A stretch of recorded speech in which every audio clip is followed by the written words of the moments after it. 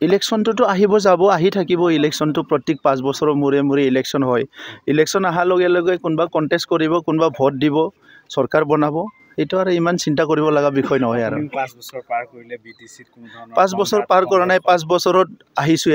just start কৰিছোঁ ভৰি দিছোঁ গতিকে 4 বছৰটোৱে আমাৰ বহুত কঠিন সময় আছিলে কিন্তু সেই 4 বছৰত আজি ঈশ্বৰৰ মানে আশীৰ্বাদত আৰু লগতে ৰাইজৰ যি এটা সকলোৰ আশা আকাংক্ষা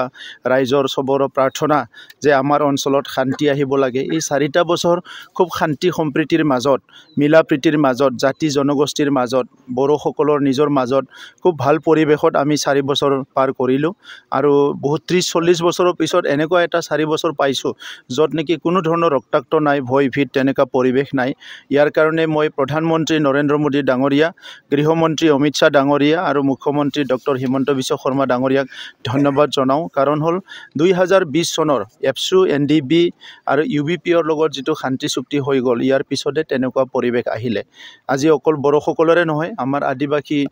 দাদা ভাইসকল যিসকলে অস্ত্ৰ লৈছিলে কাৰ্বিসকল ডিমাছাসকল সকলো মূলসুঁতিত আহিল চ' তেনেকুৱা এটা ভাল পৰিৱেশ আমি পাইছোঁ সেইকাৰণে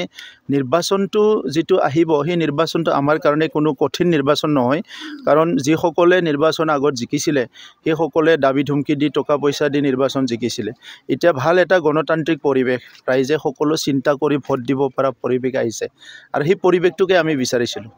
ইলেকশ্যনটোতো আহিব যাব আহি থাকিব ইলেকশ্যনটো প্ৰত্যেক 5 বছৰৰ মূৰে মূৰে ইলেকশ্যন হয় ইলেকশ্যন অহাৰ লগে লগে কোনোবা কণ্টেষ্ট কৰিব কোনোবা ভোট দিব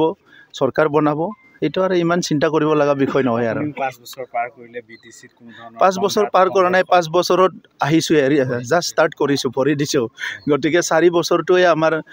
বহুত কঠিন সময় আছিলে কিন্তু সেই 4 বছৰত আজি ঈশ্বৰৰ মানে আশীৰ্বাদত আৰু লগতে ৰাইজৰ যি এটা সকলোৰ আশা আকাংক্ষা